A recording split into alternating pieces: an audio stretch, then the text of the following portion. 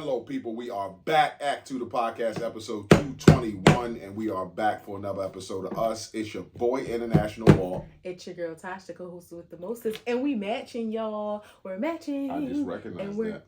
Yeah. Yeah.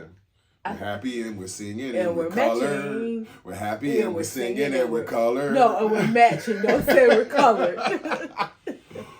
We back for another episode of Us. Y'all know the platforms, the YouTubes, the TikToks, the Facebooks, the Apple Podcasts, the iHeartRadios, the Spotifys, the Google Podcasts, the Player FMs, the Podcast Index, the Podchaser, the Instagrams. You can catch our faces on any of them platforms. Type us in. Y'all fuck with us. We fuck with y'all. Let's get right to it. How are you? I am good. I am good. I am blessed and highly favored. I am grateful to have been awakened today. All right, Maya. Like a young Maya out here. Like a 28-year-old Maya Angelou. I'm good. Mentally, I'm a 10. Okay. I'm a 10. I don't have nothing to complain about. I feel good. Give it up for the dying. I look good. I am blessed and grateful, and What was that look good for? You threw that in there. That's not usually throw a little vanity in there. Well, Ain't nothing wrong with it. I'm just saying. It's not vanity. It's honesty. It's a little vanity. Okay. I like how you like change the definition of words. Yeah. So I feel good. So I'm feeling blessed. I'm a 10 at this moment. Might not have been it 5 minutes ago. May not be 5 minutes from now, but I'm going to be where my feet are, and at this moment, I'm great. Financially, an 8, always looking to improve and be a blessing to others. Work is, What would it be I like? had to think. Work is a 9. It's good. Got some things brewing. Yeah, it's good. No complaints, but it's good. Same thing. People gonna people, so it's a 9. And then physically, I am feeling much better. I just had to feel myself for a minute. I feel like a 10 right now. Yeah. I'm about to say, what the fuck was that squad? I had to see was anything You was feeling yourself? Yeah, anything bother me, anything, my head not hurting, I'm not feeling dizzy. No aches and pains. I had to make sure so I wouldn't lie to y'all. Did you do brain exercise last night? I did brain exercise this morning. Okay. Yep, I did. I told him, you know what, I think I'm gonna do it at night too, so I can show you, but it won't hurt. I did it this morning, but I counted the 30 in my head, but I want to use an actual timer because I might have been counting. Did he say to do it at night? Because I'm just saying, if did he say at night before you go to bed? Because it might be a difference when your body is rested. He didn't specify he didn't specify. But I'm gonna look at the directions. But he didn't specify. But I'll show you. But I just wanna I'm gonna use my phone the timer, the 30-second thing too. Just to make sure I'm not rushing it. But I felt good today. Now I don't want to necessarily attribute it to that, but I don't want to not attribute it to that. But I told myself I'm gonna start my day off that way, and so I can feel good. What about you? I feel mentally like a 9. Yeah, I feel good, sharp. Yeah, I feel good. So yeah, I've got no issues or nothing like that. So I feel like a 9. Finances always an 8. Just leaving a couple shovels of room for God to shovels. Yeah, to throw down a couple shovels. So that's always gonna be an 8. Work is a 9. Probably get out of this job in 3.5 weeks, and then I'm free. But I'll be out of this responsibility and probably on to something smaller, which is not that deep where it's like, hey, I gotta be here every day.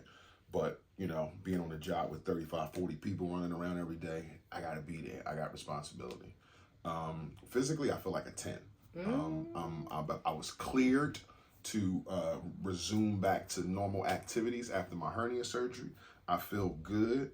I did feel a tweak in my leg today when I was on the treadmill, but it was on the other side. It was like, damn, I just hope Have you been stretching? Yeah, something like that. No, have you been stretching? I said. Yes. Oh. Yeah, I've been stretching. I heard you. You always think I don't hear you. But you said something like that. Yeah, I'll be, because it's not like I do like a 30-minute stretch. No. I just mean stretch before. get your muscles kind of lubricated before you start. Because I ain't trying to hurt myself again. But I feel awesome. I cried the first day I was at the gym, like working out hard. Like I was just like not like boo-hoo crying, but like tears was coming out of my face because I love to be there. I'm into like trying to transform my body and get healthy and stay healthy. So when I couldn't go and do the things that I wanted to do, it was just like some days this is fun to just walk, but some days it's a bummer because I'm watching dude do some lifts and watching him do some of that and watching him do some of that. And I'm just like, I want to be safe. Like I can go over there and do it, but I shouldn't. And I'm not, but it just was a bummer some days. Then some days it was like, okay, I'm, crawl, walk, then run. But now I'm running. So it's all good. Figuratively. Do you feel like church has become your sanctuary? And I say that in the sense that the gym has become your sanctuary in the sense of like being a safe space for you and also a place of worship in the sense that it reinforces a place of gratitude for you when you're there because of the movement that you have in your body. So in some weird ways, it kind of not weird, but in a different avenue, it brings you closer to God because it reinforces that gratitude. Absolutely, it does. I don't think I ever shared that with you, but I guess you could see that in me because of how much I like to be there. It does, absolutely. And I told you I made a promise to God that if he, I don't want to get emotional, but if I was to get healthy again, that, I would take care of myself. So I just want to take care of myself and do what I promised him. So I always feel like if I don't go, especially on weekdays, because I promised that I would go 5 days a week, but when I don't go, I feel like I'm going to get punished. And I know that's not the right way to think, but that's just my energy about it. So yeah, it does give me a sense of gratitude and makes me closer to him because I do talk a lot to him. I be listening to trap music and shit, but sometimes I'm listening to gospel music. Sometimes I'm listening to Tasha Cobb. Sometimes I'm listening to Benny Boone. Like, so it, depends. Who's Benny Boone?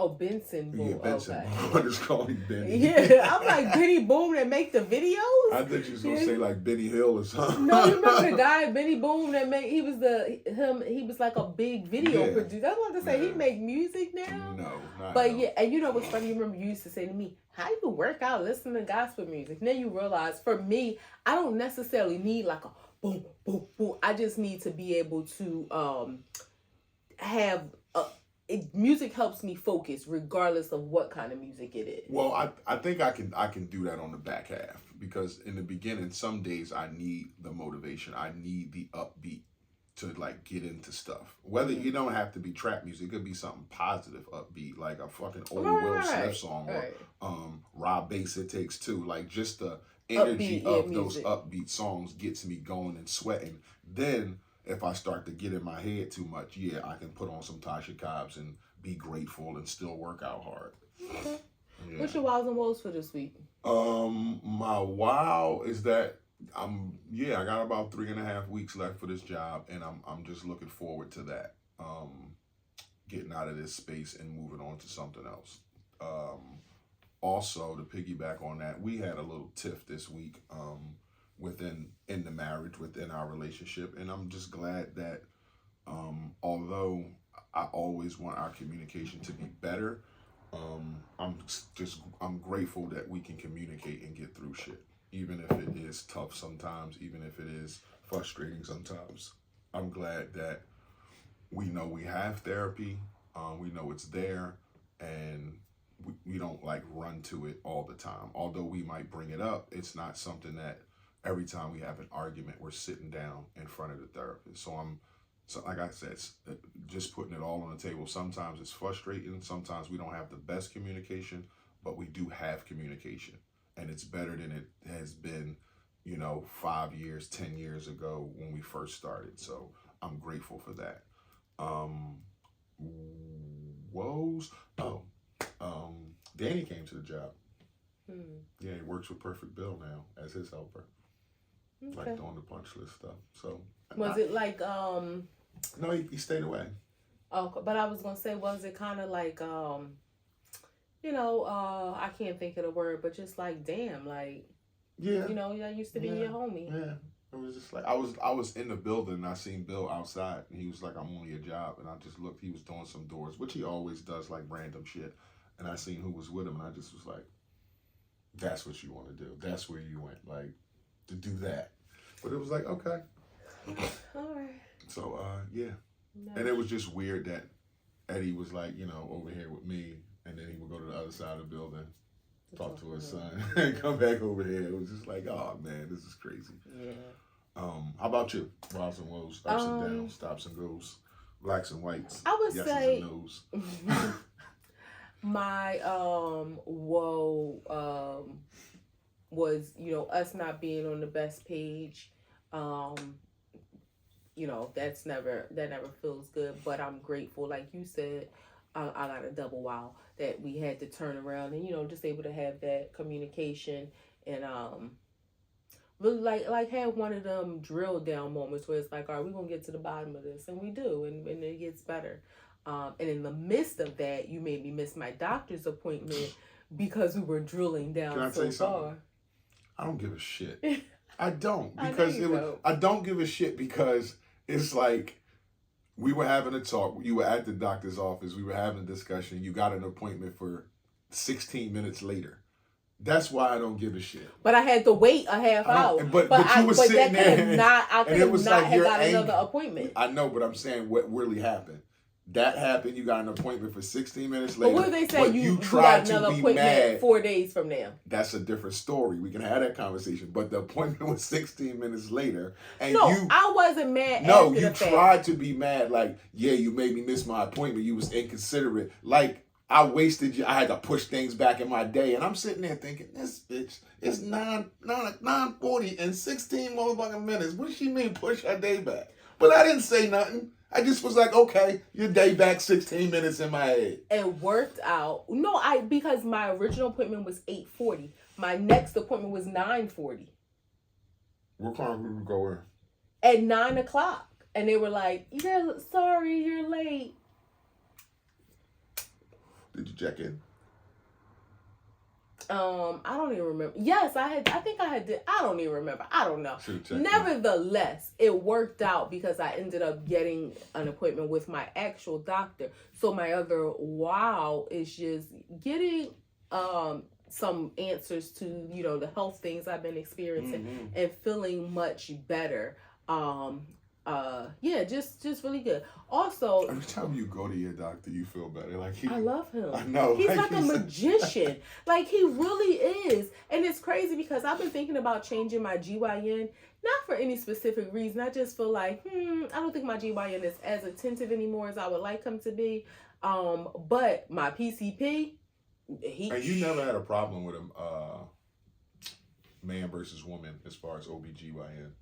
No, the men, I've had two for a very long time, and I don't have a problem with the service, and I've never felt uncomfortable. Yeah. It's the same question the men get with like a prostate exam. Like, would you rather have a man or a woman? And it's like, I just want the best doctor. Yeah, I don't have a problem. But some women find it weird. Like, oh my God, I don't find it. And I think too, like, I know that I have, I don't want to say issues. Well, I'll call it issues. Issues with women and me in authority roles, and not like my boss. Like I can do my job, but outside of that, so I don't know if that's maybe why don't you just say it. And if you want to edit it, just edit it. But just say it like it's supposed to be said. You have issues with what? With women. Okay, and authority. Okay. I said that. Okay. But I'm saying not, but I was saying not as like when it comes to work, I'm able to respect that authority, but in other facets of life. So maybe that's why I don't really like women doctors. I don't know. I just feel like I don't trust them, and this is all therapy stuff. I feel like they kind of brush me off. That's the experience that I've had, like with female doctors. Like they brush me off. They compare my body to theirs. Like, we're different. Like, just because this may not have happened to you, or it's not that bad, I've been through, like, no, I don't do that. So that has been my issue when I've had like if my doctor's not available and I have a sick appointment or something. That has been my experience with women. So I just prefer not to have women physicians. Sure. Yeah. That's going to help you lay on the pillow at night. But again, getting some answers to some of the... She don't like bitches telling her what to do. She don't like people who she think ain't smarter than her telling her what to do. I think a doctor is smarter than me. But not about me, you not, because you don't know me. I know me. So in that case, yeah, you the doctor. You smart about some shit, but you ain't smart about Tasha. Tasha's smart about Tasha. So, yeah, I know my wife. I know my Tasha. So... hands down, I know her better than anybody on the planet. Don't tell me. I'll take it. But again, I love my doctor. He's like, he is like so soft spoken. And you even said it. He has the softest hands. He do. I gave him a handshake. He's got soft hands. Like butter. Yeah, like he ain't never did a hard day of work. He never picked up a brick or did a push up or nothing. Like he's been touching skin his whole life. Like. He might have been in college at 13 or some shit. Like he's so awesome. And when he see me, he said, "Hello, Tasha. How are you?" Like I don't know if he really be remembering me. Well, he's been my doctor for 16, 17 years. I think he really does know me. He makes me feel like he really cares about me. So that's good. That's part of bedside manner. Yeah, I really So that's cool. That's my woe. So big story going around the internet. Man was locked up for leaving his children in a McDonald's a McDonald's. 10-year-old, 6-year-old, and a 1-year-old while he went on a job interview. Locked them up. People called the cops on him and stuff. Well, he actually was waiting, came back, checked on the kids, and then left again. And then when he came back, the cops was there with the kids and all that kind of stuff. So just your initial thoughts right off of the back of that. It's sad because the reality of it is people don't. It's like you got 6 in one hand, half dozen in the other. It's wrong, right, to leave your kids. If he would have left them in the house, nobody would have known, right? But then if people found out, it would be like, oh, he abandoned them. Leaving them in McDonald's, while it may sound crazy, I feel like he knows people are going to watch him. You know what I mean? Like they're in a public place. It's cameras there if anybody try anything. So it's like the logic of it, I kind of get it. But again, you're exposing it to the public, therefore getting yourself in trouble. I know a situation of someone, real life story. Their son has custody of his children, and his children are like 3 and 4, and he was trying to work, but he didn't have daycare. So it's like, okay, I want to get a job to be able to take care of the kids, but I can't get a job because where are the kids gonna go? They have they're on the spectrum. So he finally found a daycare that would attend to children with special needs. They start, he goes to work. Day one of the children bit one of the teachers. Now, if you deal with children with special needs, you kind of expect, well, they told, out their element, they may last. Yeah, you expect they kicked the kids out of daycare. Day one. Both of them. Well, they said the little boy can't come back, so now it's a boy and a girl. So now it's like, okay, if I can't bring him back, I need, so now I'm back to square one. I need to go to work to be able to take care of my kids because whatever the mom did doesn't have custody. So I want to be able to provide for them, but I can't take care of them if I can't send them to daycare. So people find themselves in a predicament. It's a shame for this gentleman. Obviously, he's trying to do the right thing and going on a job interview. It's not like some of these families that you've seen where it's a mom, or I guess in most cases it's been a mom, they left the kids in the car to go to the casino, or they left the kids in the car to go to the mall. He was trying to, go to an interview. It's a shame and it's not the right thing to do. I hope he don't get no crazy jail time and this really disrupt the kid's life. Maybe somebody intervenes, because obviously he must not have any support system. He must not have a village. It did not say in the story whether he's a single dad or not. So I don't know if he had the kids for the weekend or a day or what. I don't know. But just from the outside looking in, I'm on the other side of it. Like, he should not be in trouble. It's like, this is one of them situations where I'm going to give grace. Like, I think he, it depends. Like if the 10-year-old is mature enough to watch his 1-year-old, because the 1-year-old can't go to the bathroom by themselves, can't really feed themselves. Well, the 1-year-old, you're in a diaper. Yeah, I understand that, like that being a young child, but depending on how mature the 10-year-old, and if he's been looking after his brother or sister, then he can do those things if daddy has to go away for a second. Like it's times in this world where you got to give some grace. And this guy was going on a job interview to try to better his life, to provide for his kids. He only had 2 options, and that's to leave the kids at McDonald's in the playpen with food, maybe an iPad, maybe a phone or something that he can call the 10-year-old if some shit happened, or just a phone just to keep them busy, shit, and while they're in the McDonald's. And his other option was to bring the kids to the job interview. And you don't know how that could have go. You walk in there with 3 kids, you might not get the job. Or the third option is to leave him home, which people would have had a problem with. And it's like, I hope that he got the job in all of this. And I hope that the police situation sorts itself out. Like, hey, man, like this dude was, he did the wrong thing, but let's not charge him with the max, like endangering child in the first degree or some shit, because they were fine. They were in the McDonald's. They were playing. They was just alone. And nobody knew they were alone until he came back. People saw him with them, and then he left again. Yeah. Then it was like, okay, he left the kids here. But no, I'm giving grace on this story where he was trying to go get a job. I can't bring a 1-year-old, a 6-year-old, and a 10-year-old in a job interview. Don't know how that's gonna work out. They might tell me, yo, this ain't the type of place. Like you being unprofessional. Mm-hmm. You lost the job before you even interviewed. Or if he left them in the car, they would have said something. So it's bad. It's wrong to do. But come on, man. Like we've been in the playpen 2-3 hours before. Like it just happens, And who knows?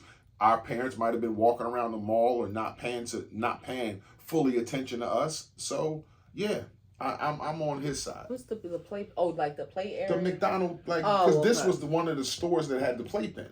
One of the last stores that had the playpen. Yeah, the play place. Yeah, you see, I'm visualizing. I'm like a playpen. I'm thinking you talking the balls and the slide board and all that shit. Okay. Like kids can go in there for 2-3 hours after a meal and get lost. You know what I'm saying? And then if you get a kid with an iPad or a phone or something, they really can be in the corner. Yeah, they really can be fine. And the fact that he came back to check on them shows that he cares and he wanted to see. Which means his interview must have been nearby. Mm-hmm. Like it could have been in the same plaza or something.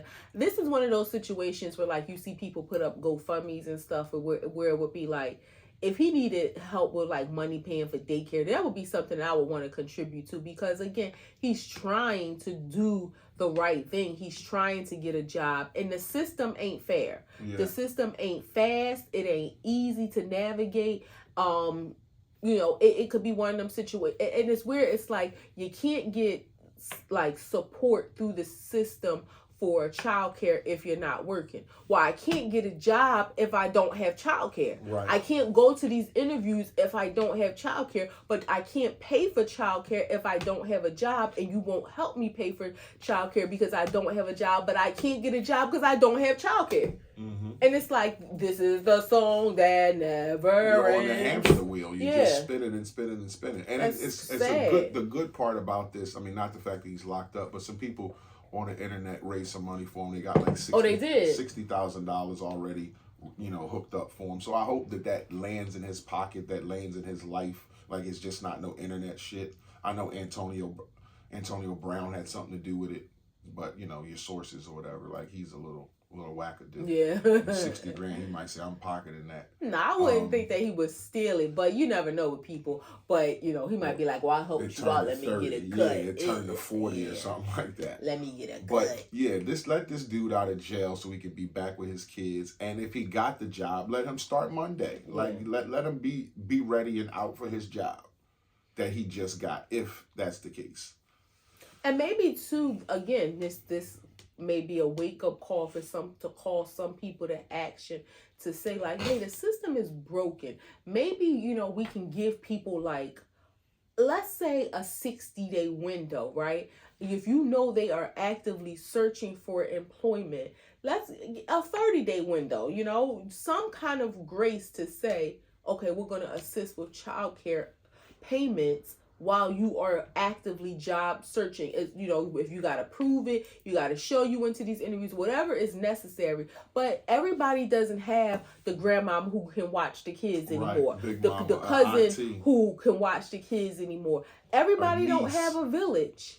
So, I mean, it's one of them things. You may have a situation, and not to say that people are bad. Everybody might have jobs and be like, I can't stay home and watch the kids. Or it could be a situation where you don't have anybody, but nevertheless, at least he was trying. I know. And I feel like, again, leaving them in McDonald's is kind of like, I get his mindset, like it's a public place, rather than leaving them in a car where if something happened, who's going to know? Or leaving them in a house where you don't want, you know, somebody to knock on your door and then the kids is home alone, and then that causes an issue. So it's like he had to kind of decide, okay, and obviously, again, he was close, so it's like, all right, if they here, at least I can come and check on them and be back with them real quick.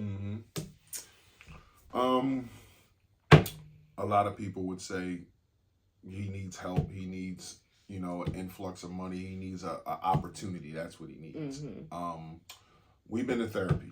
When we go to therapy, it gives you an opportunity to reflect on yourself, reflect on what you're going to therapy for, whether it be your relationship, whether it be anger issues, whatever. We've been to couples therapy and we've been to individual therapy. Couples therapy we watch on Showtime. Yeah. It was a great show. Do you remember the doctor's name? Ina? I think it's something like that. Because she's like Polish or something. Right, but she's a great doctor. On a level of the doctor like we know. And the show is awesome. But on my timeline, it says couples therapy on Showtime is taking applications. Would you do couples therapy or any type of therapy on TV? Now, no. let me just preface it by saying doing it on the internet, say like a show like this, it's editable up to a certain a certain point. Because we're doing it. Yeah, and TV, things are going to be cut a certain way. NDAs, the stuff that you got to release. And you may not have any control over the edits. Yeah, but it's stuff that you have an agreement on or not. So would you do it in that format, in that setting? Like, would you, because we've been through therapy, we know what it brings out of you, whether it be happy times, sad times, tears, anger, frustration, elevated voices, like, it brings everything out of you. The onion is actually peeled back. Would you do that on TV, on like a Showtime? This might sound very hypocritical because we love the show. Right. And we've learned some things even in watching the show. But I do feel like there are some things that are sacred. So no, I wouldn't. You feel like that about the people on there? Like the people that we start to like and be like, oh, I like Nia, or I like her and Josh, or like, you know, like we develop like a relationship throughout the season with these people. We looking forward to the next episode. You think they're wrong for? No, I mean, I don't necessarily want to say they're wrong. Like to each his own type of thing. Exactly. To each his own. And again, it's for our entertainment, and I use that word loosely because it's not always entertaining, it's more engaging. But I think about the couple last year, the two gentlemen, and one of them was, you know, raped as a child for years. He needed to be in individual therapy like immediately because of the issues that he was dealing with. Couples therapy. Yeah, or even maybe concurrently, but I mean, either way, he has some serious issues. And not just, I mean, obviously, I'm not going to say he should be embarrassed about them. You know, talking about it probably helps other people as well. I'm all for being vulnerable at certain stages of my life, and going through therapy and working through things I was not. Certain things was just hard for me to say, like whether it was me being molested, whether me not being able to have children. Like I would say it without saying it, but say, you know what I mean? Like saying those words you just said was exactly hard. Saying it in a different way. So that vulnerability comes with time. Right. And I don't know that I would have been comfortable in, you know, in saying that. And again, it's one of them things where in hindsight, it's entertaining for us. I think life would have been okay if that kind of show didn't exist. Like, because that's just sacred. And not that we've had some great therapy sessions. We've had some explosive therapy sessions. We've had some that were really easy. We got kicked out of therapy because we kind of like graduated and was doing so good. But I mean, and again, maybe it's selfish because I do feel like it could be a learning process. Yeah, for that's others. the side I'm on, where that the way that's cut and the way that it's shown, I think I would entertain it, because it would be like, damn, we're showing the world and the diversity that therapy can touch. Like it's for everybody. There's blacks on there, there's whites on there, there's Jews on there, there's Christians on there, there's Muslims on there. Like everybody is on there, so it's not closed to anybody. If anybody needs to talk to somebody about help, then, and the show isn't geared like a what's the shit that a Love and Hip Hop. No, hell no. It's a sit down. It's like reality. It's reality. No it's not ratchet scripted. shit at all. So it's like everything is controlled and real. So it's like just nobody getting up, hollering, walking out, throwing drinks, cursing. She put that shit to bed, and we gonna talk. So calm. Yeah, too. like, so it's Her like a real so nice show. So in that kind of I would setting, trust I would your indulge. lead. Like if you felt like it was something you wanted to do, I wouldn't like be adamant to say no. I would trust your headship in making that decision. I mean, again, it was just a podcast. No, I get it. I'm just saying, like, if I'm not. I know in reality I don't think it's something you wanted to do, but it's not like I feel so strongly where it's like absolutely not. But I think you would be back to how we started therapy. When we started therapy, you was like this. Like that's how you was, like protective and covered and picky with your words and what you wanted to put out there. So I think you would be like that, knowing that this is going to be on cable TV. Like people are going to see this. But I think when you saw it, you would be like, damn, I should have opened up more, because it's a good, like, it's a nice setting. I could have said that there. I could have did that there, when I probably thought it was going to go left, or, I just didn't want to expose that much of myself because it's TV. Like, and this shit's going to concurrently run. It's not like going to be seen once. People can go see it whenever they want to. Yeah, and I feel like I can be an open book. I'm not one of those people. Like we've talked about. I'm not easily embarrassed. Like, I've shown videos of myself where something crazy, like me falling off the bull ride and that kind of stuff. So. But there are some things, and again, it doesn't come with embarrassment, but it's like, after that, it's like everybody who you see and you engage with, you're thinking like, are they thinking about that? Or I don't want to continue to talk about this. I think that's what you wouldn't be able to shut it off. Right. And I think that's where, if it was like, it was just shown and I knew that nobody I knew, if I knew nobody I knew would see it, not because I don't want them to see it, but because I wouldn't want to constantly talk about it, like, or be treated differently. Yeah, or like. So it's like, it's different from you expressing it to one person that you opened up to, opposed to I opened up to this person, now 1 million people saw it, and all my friends and family. Yeah, and now I might have to talk about this, like, I don't want to talk about it. Like, it's as crazy as it sounds. It's like, this is my personal business. I don't want to talk about it, even though we put our personal business on TV. Yes. Yeah, but I mean, it's a great show. If you haven't watched it, I've been seeing it for a few weeks. I was like, is this real? I've seen it a couple weeks, and it said that they would pay for travel. Yeah. Because I saw somebody had asked a question about what if you didn't live in New York, and I did see the comment. I only seen it once, but I kind of just kept scrolling like, nah, we good. Yeah. I saw a thing about this rapper, right? His name was Little Scooter. I think Young Scooter from Atlanta, and he was swatted. A girl had called the police on her boyfriend, who he was with, because she had beef with her boyfriend. Like, nothing happened. She just called the cops to the house. Cops show up. They run. He jumps over a fence, cuts his femoral artery, and dies. Wow. And it's initially reported that the cops had shot him. Then, they put out reports that no gunshots was fired at all. But that's not what I want to talk about. His tombstone, this was his birthday that he died on. Damn. Now, when you think about this, because I don't think you've ever ever thought about this, but when I say it, you just take a minute to think about it. His birth date was like March 1st and he died March 1st. When you see that, and I heard this on another podcast, and I agree with it.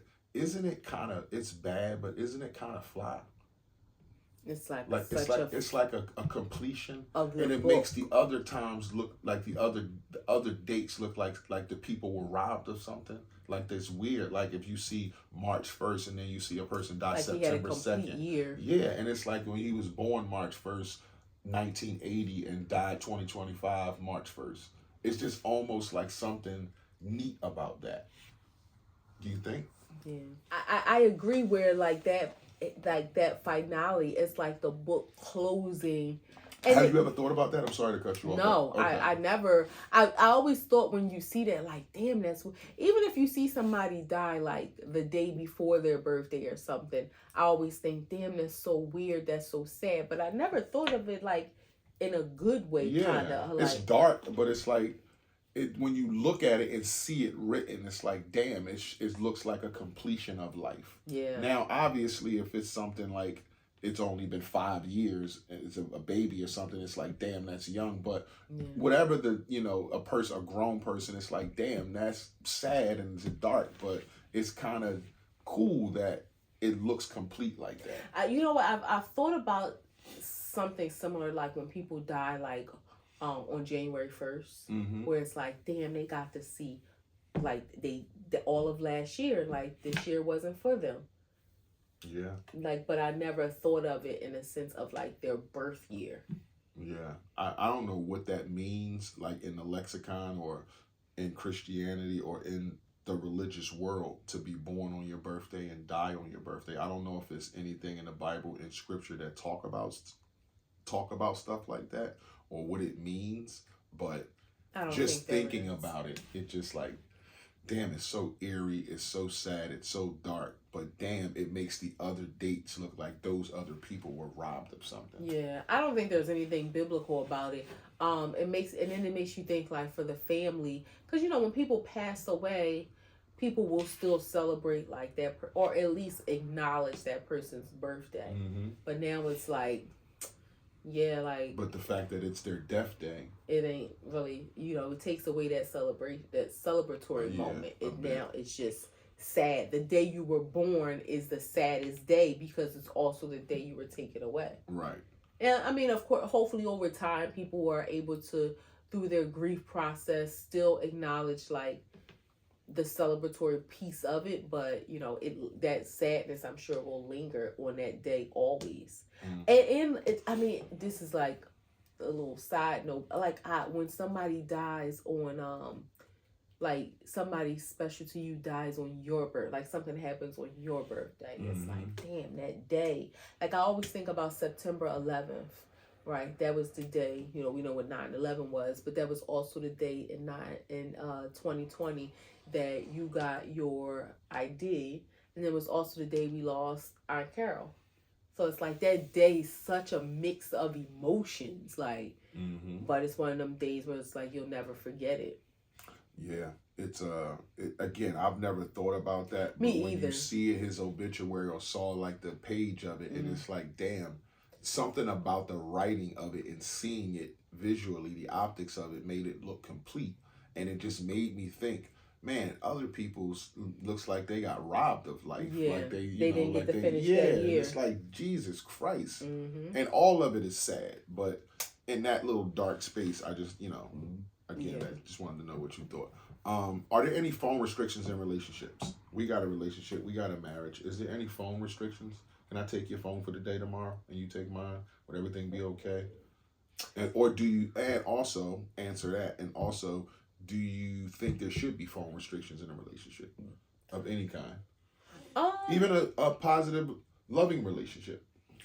I mean, so you taking my phone, I wouldn't worry about anybody who's not supposed to text my phone, I wouldn't be worried about it either. My only apprehension would be like, sometime, and this just happened last week, me and whether it's Toya or Sierra or even Erica, whatever, we were talking about bras, and she was like, does your bra fit like this? So I would hate, like, for somebody to text me a picture, one of my girlfriends or sisters, that you ain't supposed to see. That would be my only apprehension. But I would have no issue at all with you having my phone for a day or anything. Now, do I think there should be phone restrictions? Two people ain't doing nothing. They love each other. They got a happy marriage. But this woman says, hey, don't go on my phone. This man says, hey, don't go on my phone. That's their agreement. Yeah, I feel like if you are that adamant about somebody not going in your phone, it's something you don't want them to see. Like cheating or porn or some type of weird shit. It's something you don't want them to see. Now, again, would cheating be at the top of the list? Definitely cheating would be at the top of the list. Porn, I wouldn't think would be an issue. If you're looking at porn, okay, but so what? If it's weird porn? Like, I don't want you to see that I'm looking at midget amputees.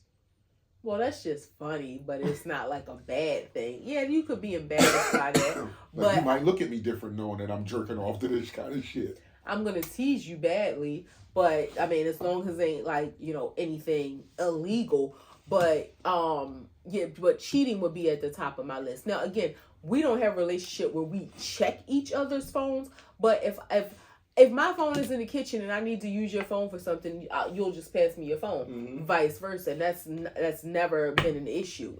So do I think there should be phone restrictions? I don't think there should. I think if you're not doing anything and nothing illicit is happening in the relationship, it shouldn't be that don't touch my phone, or he can't have the code to my phone, or I don't necessarily align with that.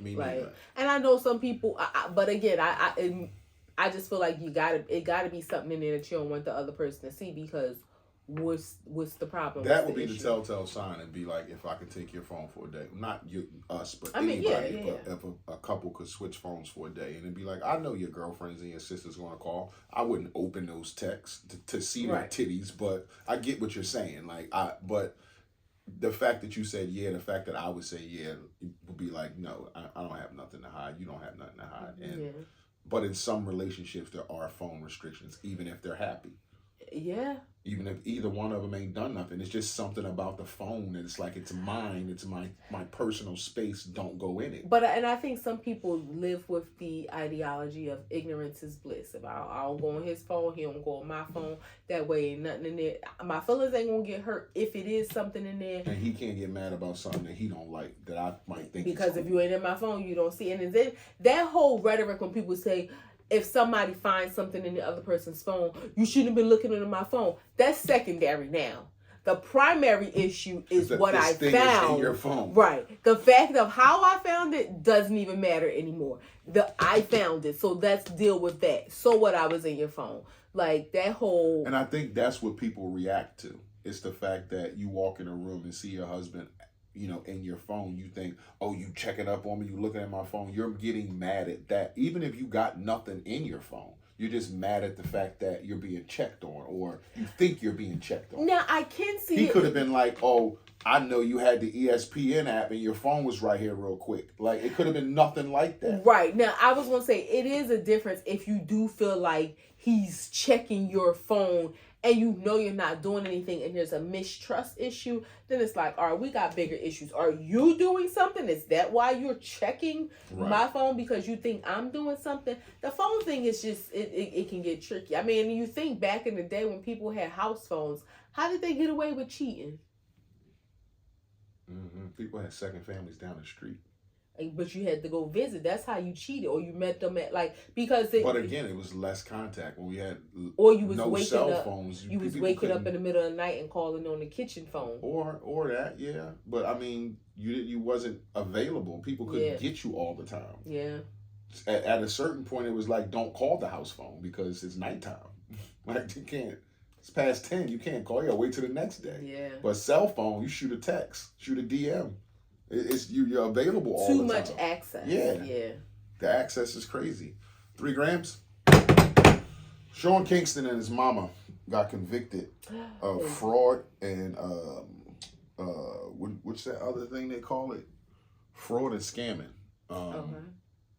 a few $1 million, and it was, you know, the story is like everybody in the industry knew that these people were thieves and they did this for a living.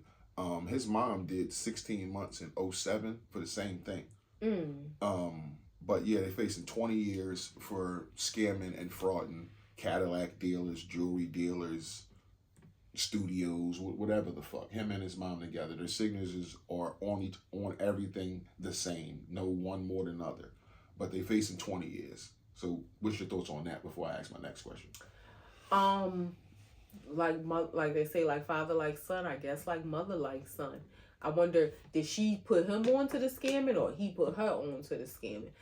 She's the oldest, I would think. And she done time in 2007. How old was he in 2007? I don't know. How old is he now? 30. Okay, so he was young. So yeah, I mean, it's a shame because he had, you know, a little hit run or whatever, and then it's like you didn't hear anything from him. They were scamming. Yeah, it's like being illegal. I mean, people may have a run for a while, but it's not going to pay off. It's not going to pay off. I mean, it may pay off for some time, but I just feel like you're going to get caught. I'm not with the scamming stuff at all. Like, it just, nah. Put aside the relationships we have with our mother. But if you have a great relationship with your mother, y'all do this together, y'all scamming, like y'all are like, y'all partners in crime, y'all partners in life. Do you take the charge for your mom? Or do you say, you know, if we're facing 20 or 30 years and this is dark, but it's better that I'm younger and I stay out than you go in because you might not have to do the whole 30. I'm going to have to do the whole 30 just based on age. So you might just die on there? Yeah, but based on age, I'm going to sit in jail for most of the 30. By your age, you might do 10, 15, and let's just say you're at the age where you pass away. But then somebody can look at it in reverse and say, well, you're younger. You can go in there, do it, and come out and still have some life left. But if you go in jail and do 30 years, say you go in jail and you 30, you come out, you 65. Say you do 35 years. Like, how the fuck you got a life at 65?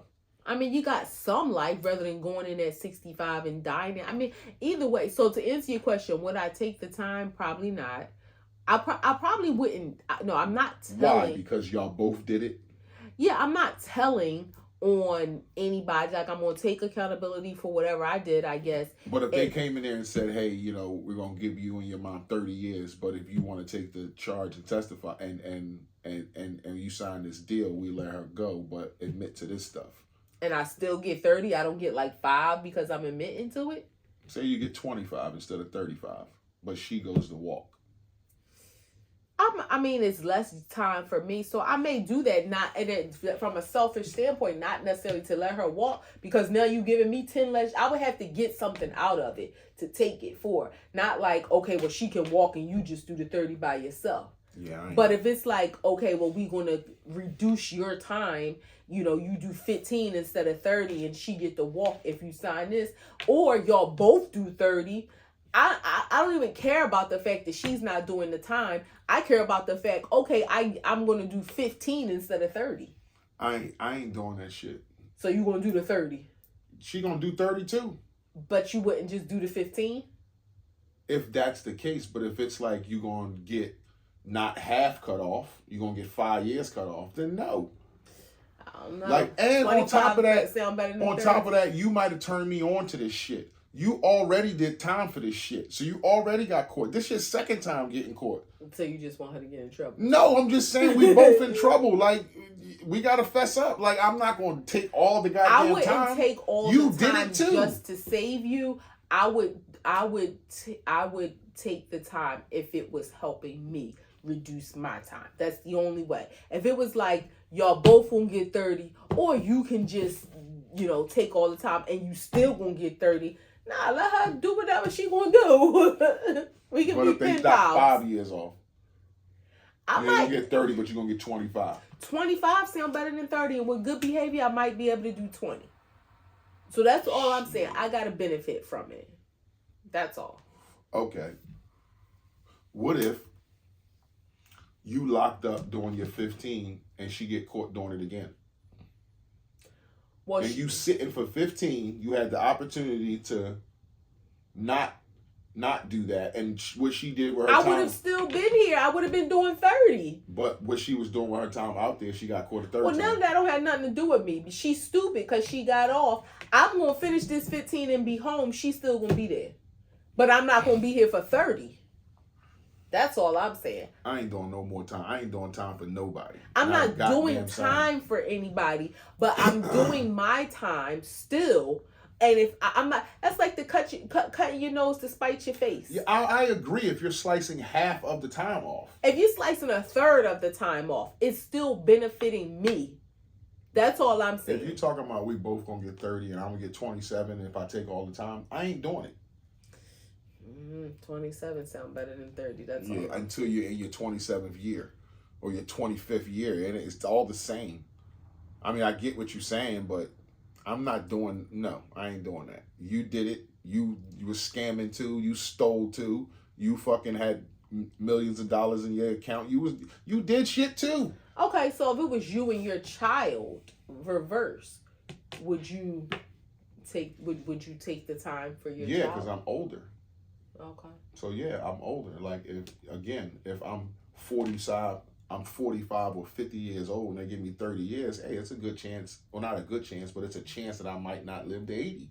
So I don't have to do the whole 30. But to put you in jail at 26 years old and you got to do 30 years, what the fuck you gonna come out and do? That's how I would look at it. That's nice of you.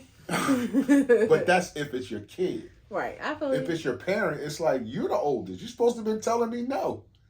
Yeah. You was going along with it. How much you fucking bad influence? Like, no. Hell no.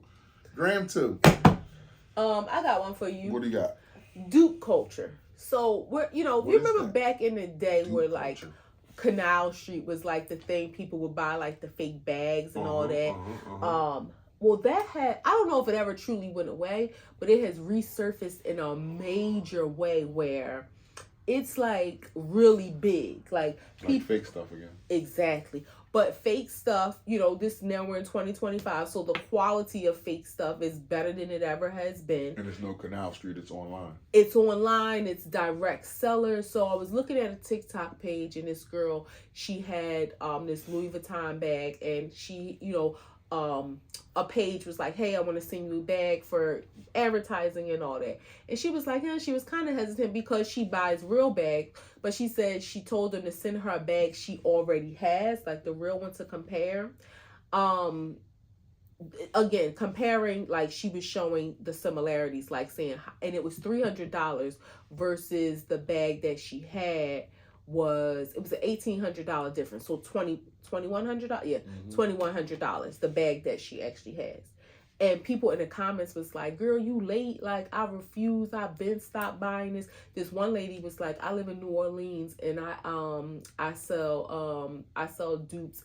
And my biggest clientele are some of the millionaires that y'all all know and love.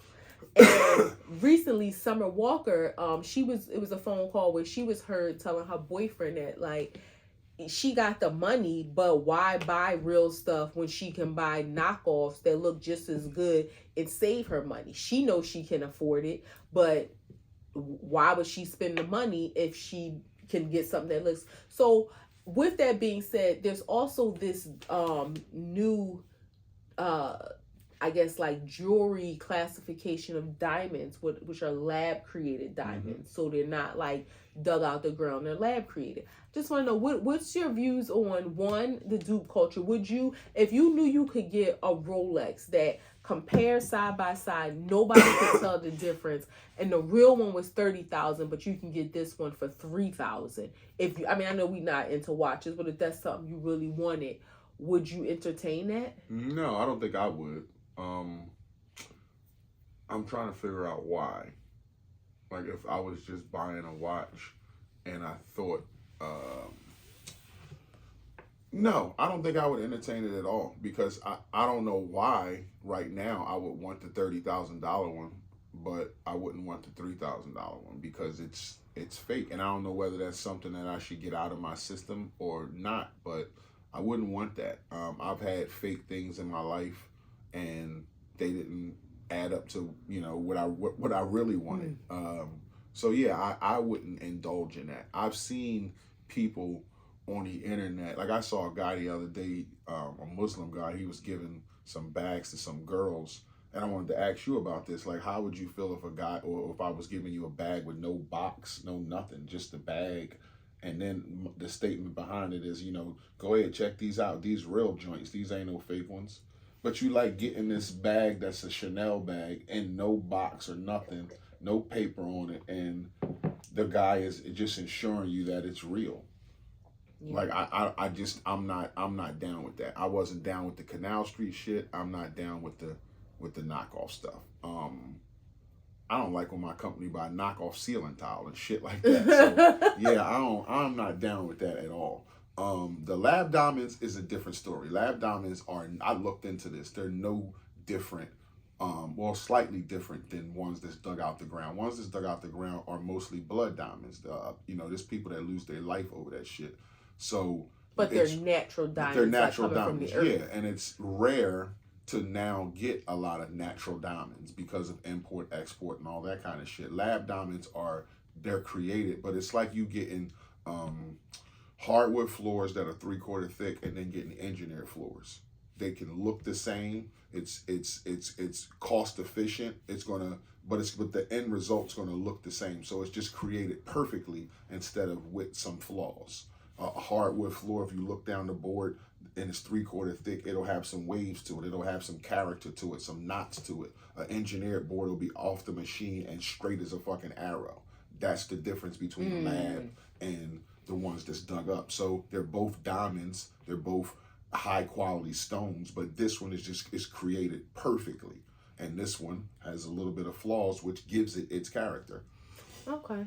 I will admit, I used to turn my nose up at lab created diamonds. Now, hold on. I'm sorry. The moissanite shit, that stuff that looks like diamond, but it's moissanite, that's or like not cubic cool. zirconia. Yeah, that's not cool. Like, no, like if you look on Zales or K Jewelers or one of them, like it, like, you can filter. And I used to like filter out lab created diamonds. Like I didn't. You felt the way about them. I used to just feel like it was fake, like cubic zirconia. I think I have a better understanding now of it, and it's not like they're cheap at all. It's still a quality product. So yeah, I wouldn't necessarily turn my nose up at them anymore. I don't think I would want if you were going to buy me like a 5-carat ring, I feel like it's a little fraudulent for it to be a lab created diamond. And again, it's still a hefty price tag. But I think I would be more amenable to that than I used to be. Now, when it comes to dupe culture, knockoffs, I am not with it. Now, you said a little bit phony. If it was lab created, let's say the original, the one out the ground is 30,000, and the lab created is 23,000. Yeah, I said I would be more amenable to it. Like I'm feeling better about it now. I'm about to say because that's it's a $7,000 difference, but it's like it's still 23,000. Yeah, it ain't like it's 3,000 where it's cubic zirconia. That's glass. Right. Now the knockoff, and I'm not going to say I'm not judging people because in my mind, I don't really care about what nobody else. I ain't checking nobody else's bag to see if it's real or fake. But that lane just ain't for me. And I see some women who, dress fly and they promote, like they will say, like tag the place, like one of them sites that sells fake bags, and they will say that. To each their own. I'm just not that pressed about having name brand items enough to buy it fake. And let's just also say it ain't Canal Street prices anymore. No, granted, you're talking about like in this girl's situation, a $2,100 bag that you can get for $300. That's a huge discount. But I have nice $300 bags that are from other brands, like a Brandon Blackwood or a Coach bag or something that are quality leather products. I'm okay being in that lane than wanting to be in the Louis Vuitton lane or the Fendi lane or the Gucci lane Chanel. So bad that I'm going to pay that amount of money. I don't even care if it was $20 and it was a good quality. I'm just not that pressed for anything that has a name on it to carry it. I feel like it says something about somebody's character that you want something that labels, bag that you'll carry the fake version of it. I don't care about it. And it's levels to it. When you start talking about the Louis and the Chanel shit, you could be talking about a $30,000 bag that you could get for $6,000. That's a hell of a discount, but it's still a fake $6,000 bag. Yeah, you won't really find that many Louis bags like that. But you talk not Louis. I'm talking about like a Chanel bag or something like that. Hermes bags, Birkin bags. I saw a lady. It was a story talking about how that culture has like blown up, where the women in Beverly Hills and all that that live these luxurious lives are not paying the $10,000, $20,000, $30,000, $40,000 for the Birkin bags because they would rather pay the $5,000, $6,000, $7,000, $8,000. So they spending a pretty penny on it, but they just not spending the tens of thousands of dollars on it anymore. And who are you? I guess it seems like who are you still to say something to me with your $200 real bag talking about my $6,000 fake bag? Yeah, because you had the money, but it's like, wow, you just want to look that bad. Like, I'm just not that I bought a bag from ASOS and it was like $20, but it looks like a Bottega bag that came out. And somebody had commented and was like, "Damn, you got money," and I was like, "No, this from ASOS." I actually sold one on Poshmark and have the other one because I don't even want to give that impression that I'm trying to, look like I have that bag. Like, nah, this ain't that. And I don't really care what other people think, but I just don't want to be, I'm not a fraudulent person and I don't want that. Like, that ain't my lane. She ain't fraudulent. And I'm okay with that. Now, I'm okay in my Brandon Blackwood, my Glamaholic, my Coach lane. I'm okay right there. Last Graham.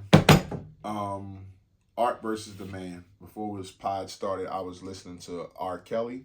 I was listening to When a Woman's Fed Up. And I was listening to When a Woman Loves. I was listening to those specific songs and nothing sexually because I like the way he sings on those songs. Just like I like to listen to Dirty Diana, and he, Michael Jackson had accusations. What's y'all take? And I'm gonna ask my wife to put a poll up in our stories. But what's y'all take on listening to people who had convictions or allegations to like entertainers, like musicians and stuff, that you fell in love with their music or might have been a part of your childhood, your story, and how you came up and you're attached to that music? Can you still listen to some of their songs? Like I purposely didn't listen to Bump and Grind or anything like that because I don't want to hear that shit, and it makes me think about the shit that he did to girls. But When a Woman's Fed Up, When a Woman Loves, I just like the art of him singing on those songs. So can you distinguish or can you separate art from man? So when he's singing those, you still don't think he's talking about the 14-year-olds or the 15 or 16-year-olds? I don't. I just think that they're more mature, grown songs. There are songs that come on of his that I think he's talking about young girls. Absolutely. But those two particular songs, I don't.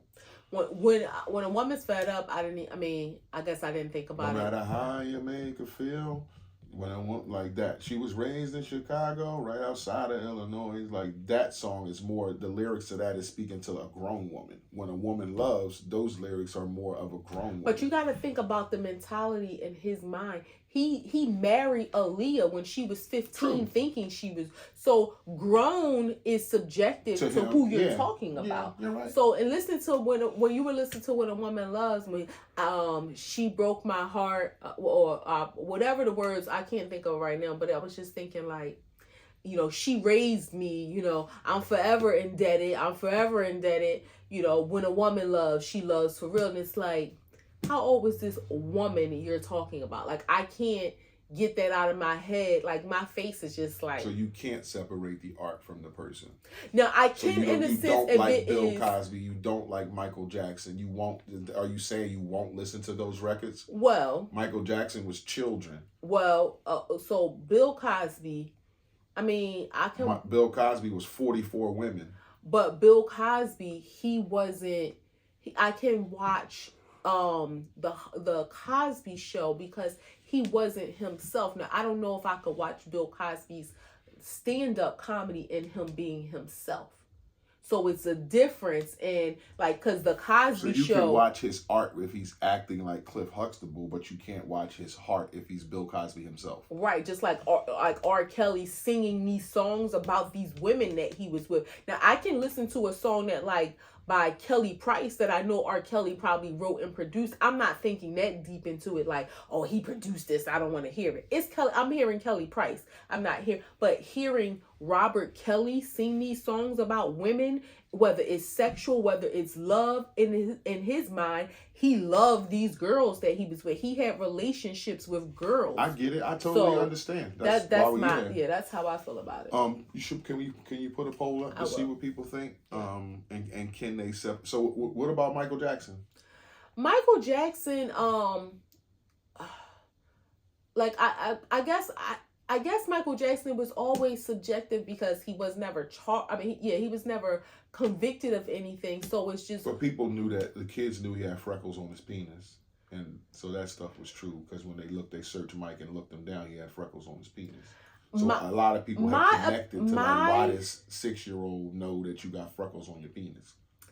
I don't know if I believe that Michael Jackson sexually assaulted any kids. He might have did some weird shit around him. Or he was just like being naked around them, thinking that like he was 6 with them. But that's not okay. It's not okay. it's not okay. It's just as bad. It's bad, but it's more from. It's not. I don't think he was doing it from a sexual standpoint. Is what I'm saying. I don't think he just was aloof and didn't know that this was all the way back. Like, you can't be naked with a bunch of kids and having a sleepover and slumber party and all that. You're not a kid. You're a grown man. I don't think he was doing it from a place of pedophilia. I think he was doing it from a place of being a little boy trapped in a grown man's body because he was never allowed to be a kid. Do you look at these men? I don't think I ever asked you this, but do you look at these men differently who are like a Michael Jackson who is accused of messing with kids, or a Harvey Weinstein